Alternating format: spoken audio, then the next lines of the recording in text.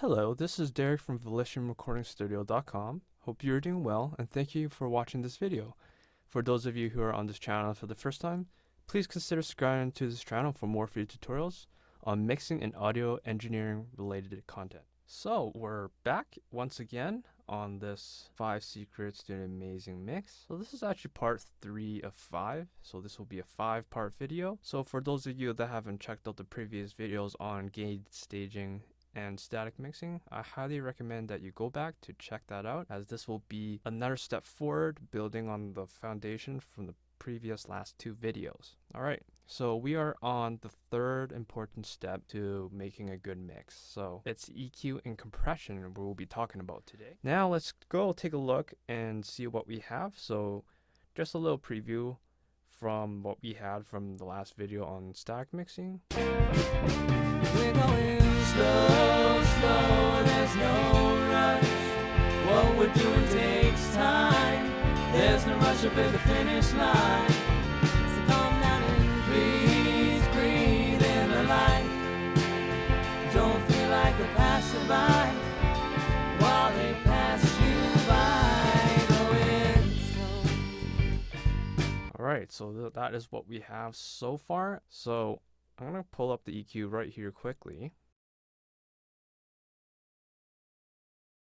Alright, so here's the plugin for EQ. There's a lot of different types of EQing, but this is the one I kind of generally like using. It's pretty straightforward, and it's there's a lot of flexibility in it. What exactly is EQ?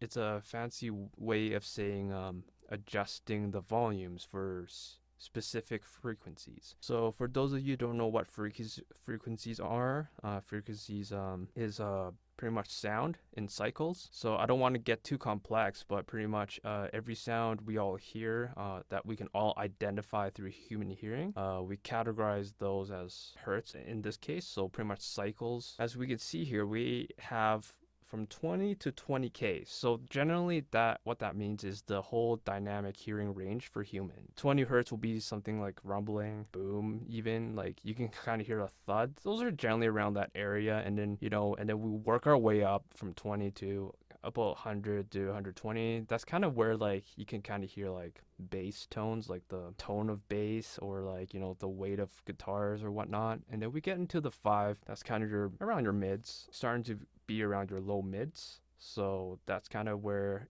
your snare drum lives, and there's like some tom frequencies that live around here. And then we have the 1 to 5k range. That's generally where your violins, guitars, or even even like a crack from your snare will kind of be in that area. So that's kind of where the mid-high frequencies are, and anything essentially above 7 to 20,000 around here, it's kind of where all the air, or like the shine, maybe the simmer of a cymbal, or the airiness of it, or the airiness of a piano, that it sounds like it's in a big hall. That's actually where all those frequencies will exist. So pretty much when you think of an EQ, you're essentially thinking about kind of what your music is like, and what are you trying to highlight, and what are you're trying to disguise in this case, because this is pretty much the only way to be able to conceal the nasty sounding stuff and bring up the good sounding stuff. That's essentially what it is. EQ and compression is just pretty much we're just using smoke and mirrors. So we're pretty much trying to disguise the bad stuff and kind of bring out the good stuff. I'm going to go over the features of what an EQ does. Just bear with me here. So as you can see here, we have three dials here. So each dial kind of represents something different. So let me show you here. So for gain, this is very straightforward. We either bring something up or we bring something down. So for example, if I bring this up, alright, sorry, I'm going to bring this a little forward. As you can see, anything we drag up, it'll make that frequency, it'll bring up all those frequencies and make it louder. So if we do the reverse, it'll bring it lower. Alright? And then our second dial here is the frequency. So this is where we could be very specific. So let's just say, there's a very nasty, like cardboardy sound on my kick drum. So you can, generally that will probably exist around 400 to 800. So, you can hone into you pretty much do what we call like, fishing. You want to fish for frequencies and kind of just slowly hear where that cardboardy place is, and then you just find it and bring it down. That's essentially what it is. So we get into finally what we call the cue. So what is a cue? So a cue is pretty much you want to either narrow down the frequencies or you want to have a broad range of frequencies that is contained when you either bring up or down those frequencies. So for example, let's just say I'm around the 362 area. So it's not just bringing down the 362 frequency, it's bringing the frequencies around it that's either under or below it. So as you guys can see, the thickness, right, that's contained in this bell curve here, all those frequencies will essentially get affected. So if we bring it up, it goes up. If you bring it down, it goes down.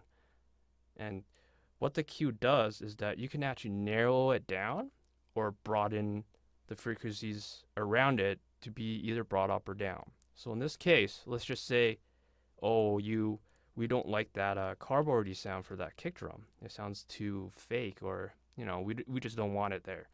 So let's just say, for example, the frequency that's kind of sounding very terrible is around 422 hertz. First thing we can do is we can bring up the volume to kind of make sure, just say we fished around this area and we kind of found out that sounds pretty terrible. We can start narrowing down the frequencies. So that's a more accurate way to ensure that you're actually getting the right one. You don't want to be pulling down the frequencies that actually part of that cardboardy sound, as that it will affect the sound in general. So you want to be pretty precise in this case. And then we kind of double check to see, we widen it and shorten it. Just make sure that we're getting the right area-ish. And then we can bring it down. Right? So what that does is that it'll bring down those frequencies and clean up the sound of this kick drum in this case. Now we're going to go over kind of more specifics on EQ. So EQ, there's a few things you can do. So now you saw we can either bring up frequencies or bring down frequencies. So we have a proper term for those things. So when we go to do EQ, when we generally bring up something, we call that additive EQing. When we bring down something, we call that subtractive EQing. This is pretty much filtering. So as you can see, anything contained in this purple area will be untouched. Any of these frequencies that's behind this curve will essentially be kind of blocked off. So we call that high pass filtering, or it's really funny because it's actually reverse of what we call it. So this is actually supposed to be considered to be low pass filter, and then but then in this case it's actually high pass filter because you're letting the highs go through. So anything that's above 58 will go through fine, untouched, and anything that's below 58 will just be cut off, and it will just tidy up the sound more and make it more consistent. So there's actually two more things that EQ can also do, and you can also do the reverse. This is what we call low pass filtering, or high pass filtering in this case. It will block off any highs, and then any number that is lower than, in this case, 2K will go through. And there's one more thing I almost forgot, and pretty much the last thing EQ can do is shelving. So shelving, just to show you guys what it looks like. So this is shelving, so we could go either up or down. So what that does is it grabs frequencies, the starting point of 3.71, and anything above it can all be brought up. Going back to the EQ. So now we kind of establish, what the EQ can do. We can either do additive, EQing, subtractive EQing.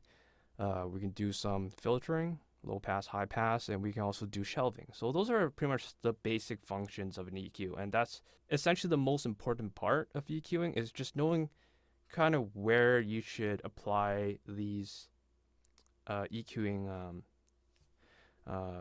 methods, or whatnot. All right, so I'm gonna show you guys a little preview of what the kick drum sounds like. I'm gonna do it without the EQ first, and then I'm gonna show you guys EQ applied on once I do kind of like the eliminating, hiding the bad sounding parts, and then just focus on the good parts. All right, so I'm just gonna play the kick drum just a little bit for you guys. just to let you guys hear what it sounds like. Oopsies. Just to make things a little bit easier, when you go to do EQing, another thing that will be kind of useful is to just isolate the sound. Essentially, you don't want to hear 50 things kind of going on all at once, as you want to be hearing those frequencies. All right, so just give me a moment here as I just get everything set up.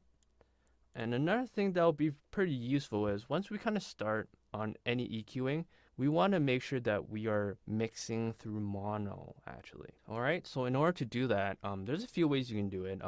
Generally there are plugins for it. So in this case, if you want to make something mono, in my case, I can actually do a stereo enhancer here. So that's stereo mode, but we can just hit the mono switch, and that what that does is that we're now hearing everything under mono instead of stereo. So I'll play the kick drum for you guys again in mono, just to let you guys hear what it sounds like.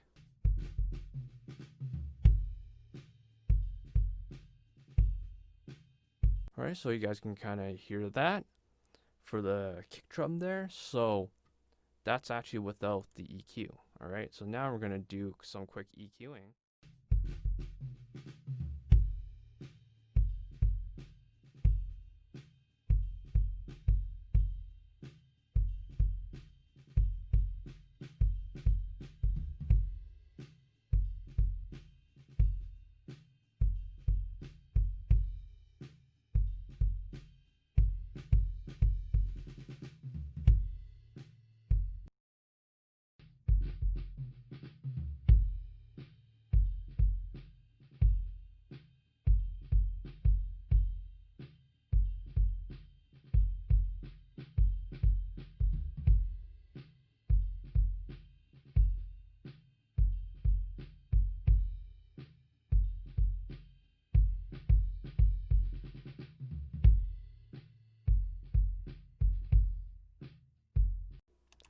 All right, so you guys have probably noticed how the kick drum, you can kind of hear more of that low end, that thumpiness for that bass kick drum. And pretty much that's what EQing is all about in a nutshell. You pretty much go through each track, slowly bring out each track to kind of bring out the sounds and see what works and what doesn't work. Again, I'll probably start off with soloing one instrument at a time, and make sure you kind of just add more tracks to make your EQ decisions as you go. All right, so I'm going to just do one more, and then we're going to wrap it up from here.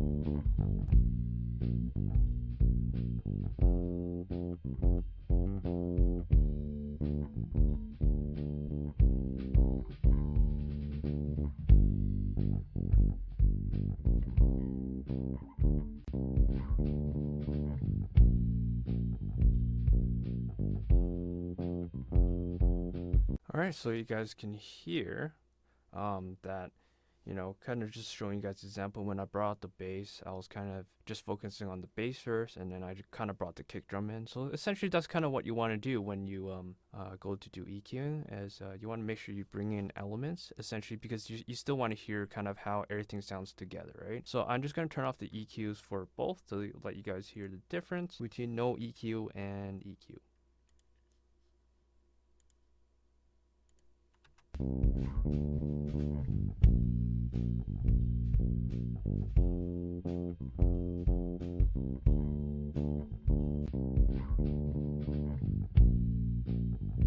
Alright, so I hope that gave you guys a good idea of how EQ made a difference. So from kind of what I heard, when we don't have the EQ applied, you can hear how the bass kind of blends in with the bass drum, kick drum. So it kind of sounds like it's kind of a little bit buried. But as soon as I did my EQing and then turned them back turn them on, they both sound pretty distinct and very dynamic.